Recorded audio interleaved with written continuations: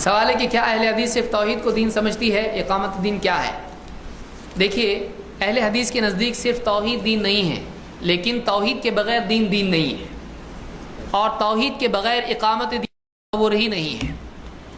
تو آپ دیکھیں کہ سارے نبیوں کو ایک دین دیا گیا، سارے نبیوں کو ایک دین دیا گیا، لیکن ان کی شریعتیں الگ الگ تھیں۔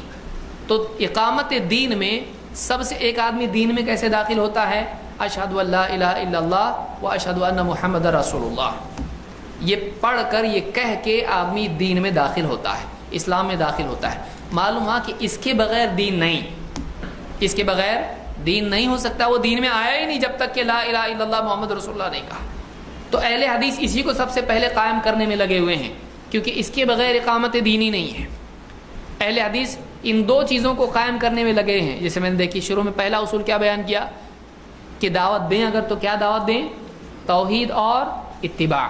توحید لا الہ الا اللہ سے ثابت ہو رہی ہے، اور اتباع محمد رسول اللہ سے ثابت ہو رہی ہے۔ اس کے بغیر آپ دین میں 5 جو ارکان ہیں، اسلام کے جو 5 ارکان ہیں، پہلا یہی ہے، اس کے بغیر آپ کس دین کی اقامت کریں گے؟ تو اہل حدیث اقامت دین کے معنی یہ سمجھتے ہیں کہ توحید اور اتباع کو قائم کیا جائے ہر آدمی کے دل میں، اس کی زندگی میں، اور پہلے اپنے گھر میں، سارے جہاں میں قائم کرنا اور اپنے گھر کو بھول جانا۔ اہل حدیث کے یہاں پر یہ اصول نہیں ہے۔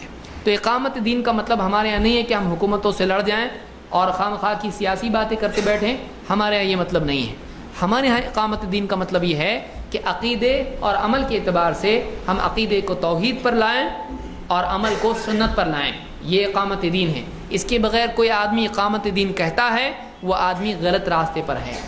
توحید و اتباع کے بغیر اقامت دین کا تصور کرنا بالکل خواب و خیال کے اعتبار سے بھی اور حقیقت کے اعتبار سے بالکل دھوکہ ہے۔